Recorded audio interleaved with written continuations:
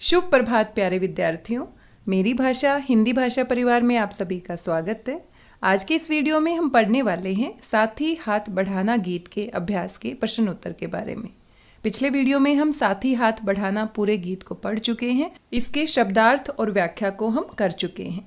आइए आज के इस वीडियो में हम देखते हैं अभ्यास के प्रश्न उत्तर के बारे में। हमारा पहला प्रश्न है, इस गीत की किन पंक्तियों को तुम अपने आसपास की जिंदगी में घटते हुए देख सकते हो। पूरा गीत हमने पढ़ा और पूरे गीत में अनेक पंक्तियां हमने पढ़ी।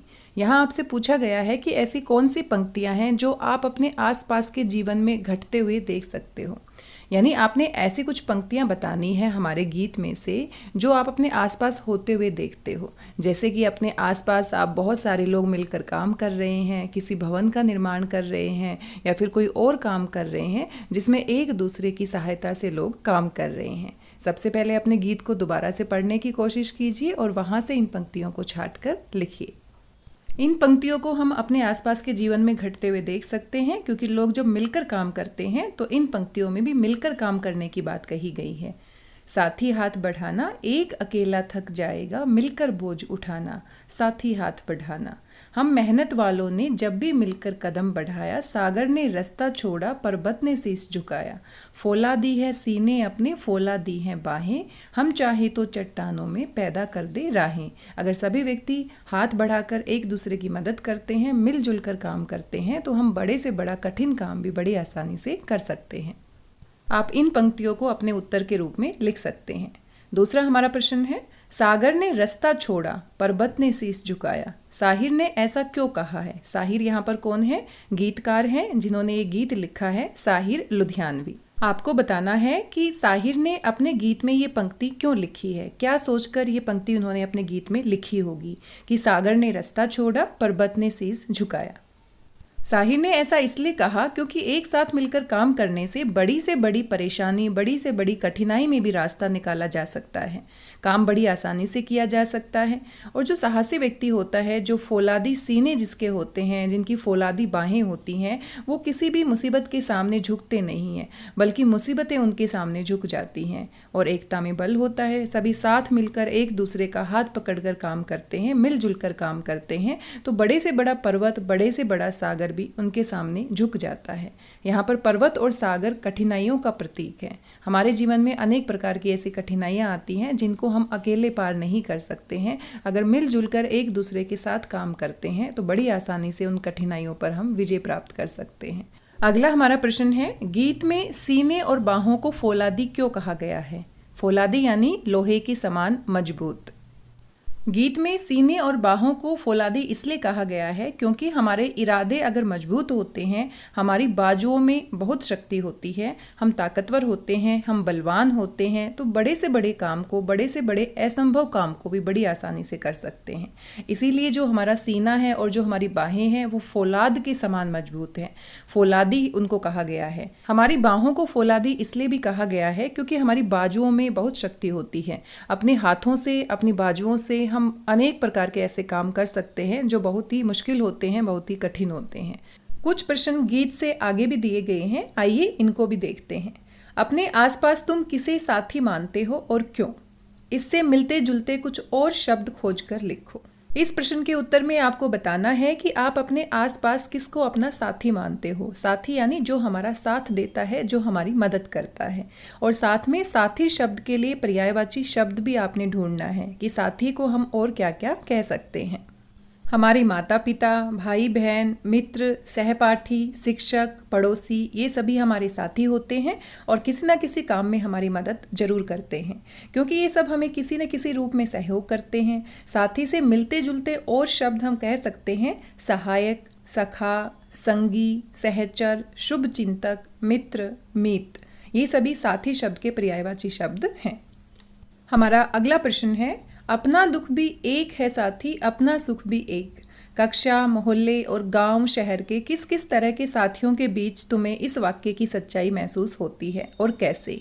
क्या आपको लगता है गीत में दी गई यह पंक्ति अपना दुख भी एक है साथी अपना सुख भी एक, क्या आसपास ये सच्ची लगती है? क्या ऐसा होता है कि हम बहुत सारे लोगों का सुख और दुख एक जैसा हो सकता है? अगर ऐसा आपको लगता है तो आपने बताना है कि किस कारण से आपको ये बात सही लगती है। इसका उत्तर हम इस प्रकार से लिख सकते हैं। कुछ बातों के संबंध में हम अपने साथियों से जुड़े होते हैं। इन मामलों में हमारी सोच एक होती है, हमारे सुख और दुख की अनुभूति भी एक होती है। उदाहरण के लिए पानी, बिजली की कमी, ट्रैफिक जैसी रोजमर्रा की मुश्किलों से हमारा सामना होता है तो हमें लगता है जैसे हमारा दुख एक ही है। अगर बहुत सारे लोग एक जैसी समस्या का सामना करते हैं तो उन सभी का दुख भी एक जैसा ही होता है, और अगर बहुत सारे लोग एक जैसे सुख का अनुभव करते हैं तो उन सब का सुख भी एक जैसा ही बन जाता है। इन सभी बातों से हम जान सकते हैं कि बहुत सारे लोगों का सुख और दुख एक हो सकता है। वहीं दूसरी ओर विद्यालय के लिए पदक जीतना, कक्षा में अच्छे अंक लाना, बड़े होकर कुछ बनने की इच्छा रखना, ये सभी ऐसे हैं जिससे बहुत सारे लोग जुड़े हुए होते हैं और हमारी खुशी के साथ साथ दूसरे लोग भी इसमें खुश होते हैं। जैसे कि आप कक्षा में प्रथम आते हैं, तो जैसे ही आप कक्षा में प्रथम आते हैं तो आप तो खुश हैं, कक्षा भी खुश है, साथ में पूरा स्कूल खुश है और आपका परिवार भी खुश है, तो सभी का सुख एक जैसा हो गया, सभी की खुशी एक जैसी हो गई। ऐसे ही जब कोई परेशान होता है तो परेशान व्यक्ति से जुड़े हुए सभी व्यक्ति भी दुखी हो जाते हैं, परेशान हो जाते हैं, तो परेशानी उन सब लोगों की एक जैसी हो जाती है। तो इसीलिए ये पंक्ति कही गई है कि अपना सुख भी एक है साथी अपना दुख भी एक है साथी। अगला हमारा प्रश्न है, इस गीत को तुम किस माहौल में गुनगुना सकते हो? साथी हाथ बढ़ाना।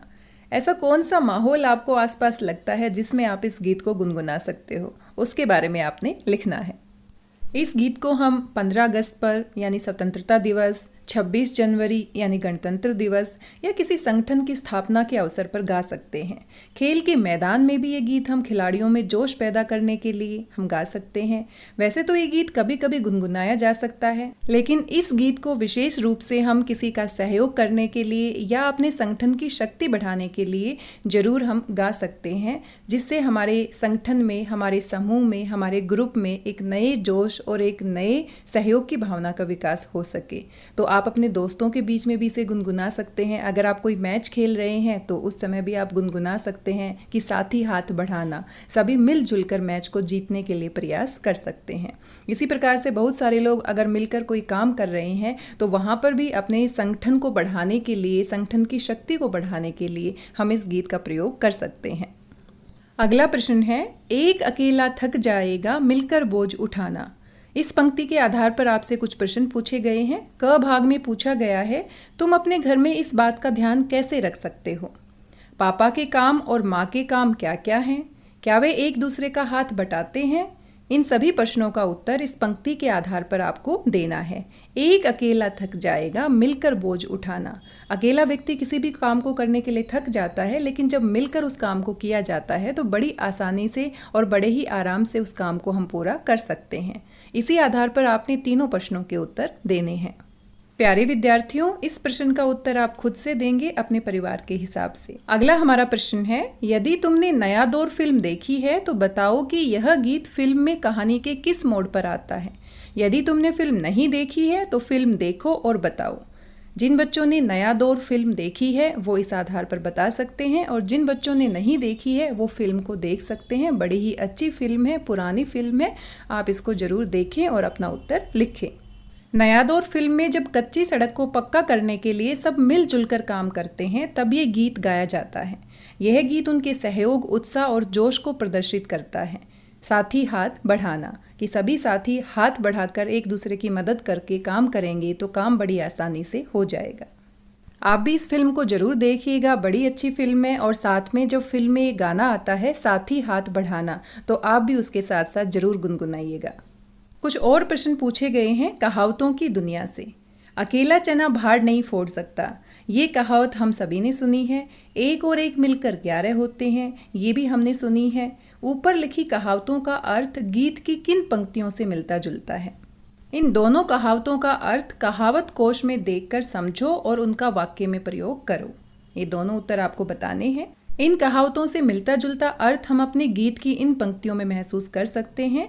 एक अकेला थक जाएगा मिलकर बोझ उठाना, यानी अकेला चना भाड़ नहीं फोड़ सकता। एक व्यक्ति बड़ा काम, मुश्किल काम आसानी से नहीं कर सकता। एक से एक मिले तो कतरा बन जाता है दरिया, एक से एक मिले तो जर्रा बन जाता है सहरा।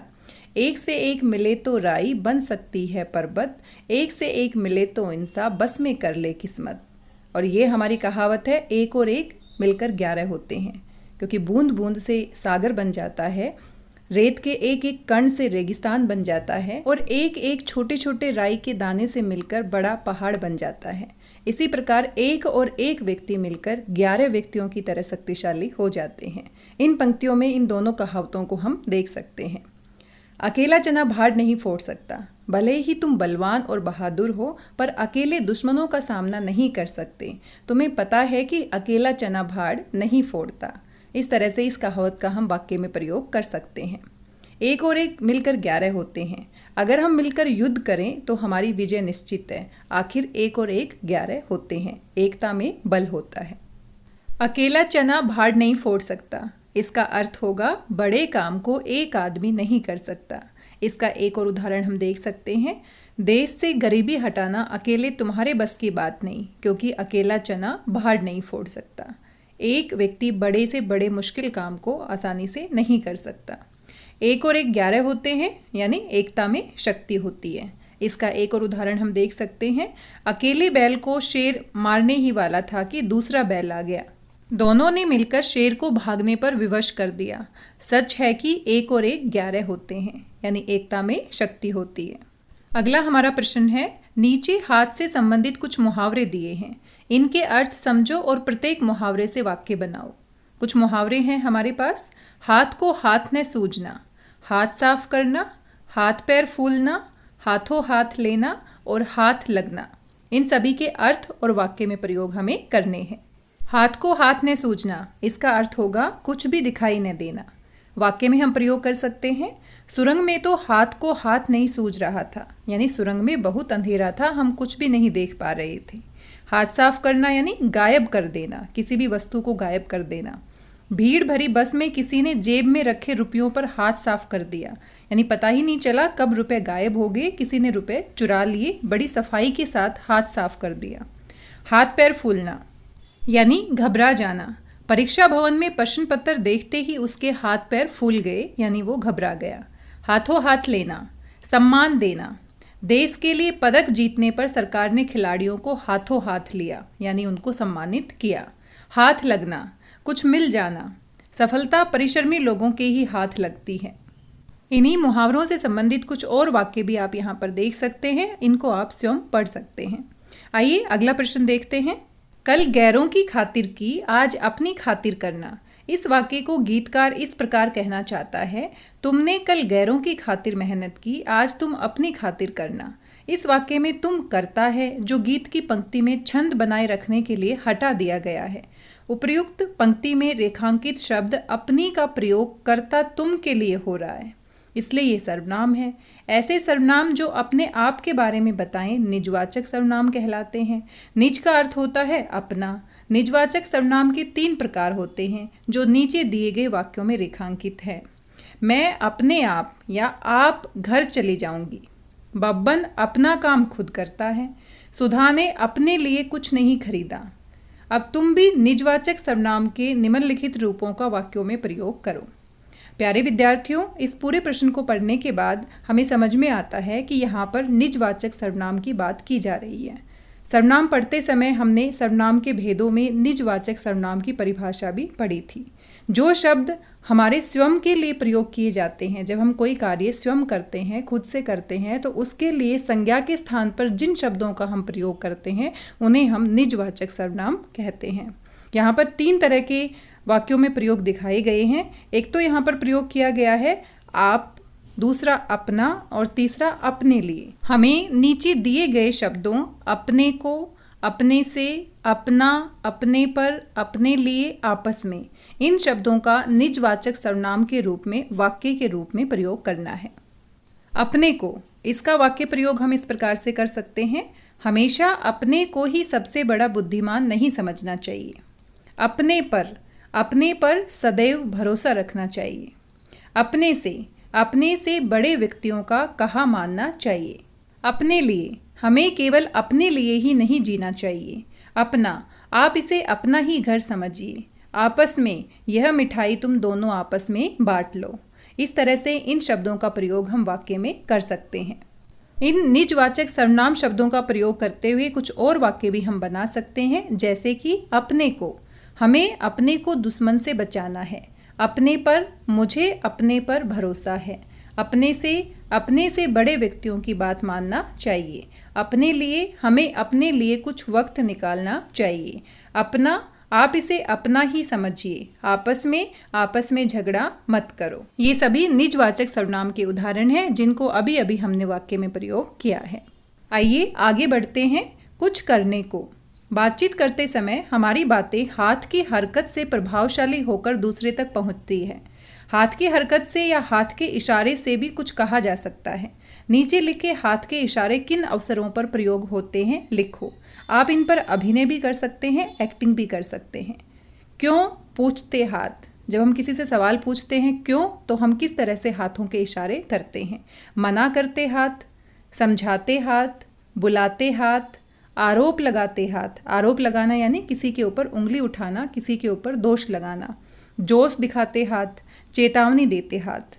इस तरह से आप हाथों की हरकत से इस तरह के भाव प्रकट कर सकते हैं। इन पर आप अभिनय भी कर सकते हैं, एक्टिंग भी कर दिखा सकते हैं। जब हम किसी से प्रश्न पूछते हैं तो हम हाथों से इशारा करके भी पूछ लेते हैं और उस इशारे को देखकर आगे वाला समझ जाता है कि हमसे सवाल पूछा जा रहा है। मना करने के लिए हम हाथों से हिलाकर मना भी कर सकते हैं। बुलाते हाथ, किसी को बुलाना है तो हम हाथों के इशारे से किसी को पास बुला सकते हैं। आरोप लगाने के लिए, दोष लगाने के लिए हम उंगली उठा सकते हैं, उंगली से इशारा कर सकते हैं। और जोश को दिखाने के लिए हम अपने दोनों हाथों को ऊपर या थम्स अप करके हम दिखा सकते हैं। समझाने के लिए हम अपने हाथों का प्रयोग कर सकते हैं और चेतावनी देने के लिए भी हम अपने हाथों के इशारों का प्रयोग कर सकते हैं। भाषा की बात से हमारा पहला प्रश्न है, हाथ और हस्त एक ही शब्द के दो रूप हैं। नीचे दिए गए शब्दों में हस्त और हाथ छिपे हैं। शब्दों को पढ़कर बताओ कि हाथों का इनमें क्या काम है। हाथ घड़ी, हथौड़ा, हस्तशिल्प, हस्तक्षेप, निहत्था, हथकंडा, हस्ताक्षर, हथकरघा। इन सभी शब्दों में हमने या तो हाथ का प्रयोग किया है या फिर हस्त का प्रयोग किया है। और जब भी हम इन सभी शब्दों का प्रयोग करते हैं तो इनमें हाथ से कोई ना कोई कार्य किया जाता है। आइए देखते हैं कौन कौन से कार्य इनमें किए जाते हैं। सबसे पहला शब्द है हाथ घड़ी। घड़ी के प्रयोग की जगह बताने के लिए। हाथ घड़ी में घड़ी का हम प्रयोग हाथ के लिए करते हैं। हथौड़ा हाथ से पकड़कर चलाए जाने वाले औजार है, इसीलिए इसका नाम है हथौड़ा। हस्तशिल्प हाथ से की गई कारीगरी को हम क्या कहते हैं, हस्तशिल्प कहते हैं, इसीलिए इसमें हस्त शब्द का प्रयोग किया गया है। हस्तक्षेप अनावश्यक बात में दखल देना, इसके लिए हम हस्तक्षेप शब्द का प्रयोग करते हैं और यहाँ पर भी हाथ का प्रयोग किया गया है। निहत्था हाथ की स्थिति, यानी कि हमारे हाथ में जब कुछ भी नहीं होता तो उसके लिए हम प्रयोग करते हैं निहत्था। हथकंडा गलत तरीका अपनाना। हस्ताक्षर इंग्लिश में इसे सिग्नेचर भी कहते हैं। जब हम अपना सिग्नेचर करते हैं या फिर दस्तखत करते हैं तो अपने हाथ का प्रयोग करते हैं, इसीलिए यहाँ पर भी हस्त शब्द का प्रयोग किया गया है। हथकरघा हथकरघा यानी कपड़े बुनने का एक यंत्र होता है जिसको हम हाथ से चलाते हैं, इसीलिए यहाँ पर प्रयोग किया गया है हथकरघा। इन सभी शब्दों में हम कोई ना कोई ऐसा काम करते हैं जो हाथ से किया जाता है, इसीलिए इन शब्दों में हमने कहीं ना कहीं हाथ या हस्त शब्द का प्रयोग किया है। हमारा अगला प्रश्न है, इस गीत में पर्वत, शीश, रास्ता, इंसान जैसे शब्दों के प्रयोग हुए हैं। इन शब्दों के प्रचलित रूप लिखो। पर्वत को हम पहाड़ या पर्वत भी कहते हैं। शीश को हम शीश, सिर या माथा भी कहते हैं। रास्ता को हम रास्ता लिखते हैं। इंसान को हम इंसान, मनुष्य या आदमी भी कहते हैं। इस तरह से इन शब्दों का प्रचलित रूप हम इस तरह से प्रयोग करते हैं। प्यारे विद्यार्थियों, आज के इस वीडियो में हमने साथ ही हाथ बढ़ाना गीत के सभी अभ्यास के प्रश्न उत्तर और साथ में अभ्यास से आगे के सभी प्रश्नों के उत्तर जानने की कोशिश की है। आशा करती हूँ आप सभी को अभ्यास के प्रश्न उत्तर के साथ साथ बाकी प्रश्न भी समझ में आए होंगे। वीडियो आपको कैसा लगा अपना फीडबैक जरूर दीजिएगा। मिलते हैं अगले वीडियो में एक नए पाठ के साथ। तब तक स्वस्थ रहिए, व्यस्त रहिए, मस्त रहिए और खुशी के साथ पढ़ते रहिए। मेरी भाषा हिंदी भाषा परिवार से जुड़ने के लिए आप सभी का धन्यवाद, बहुत बहुत धन्यवाद।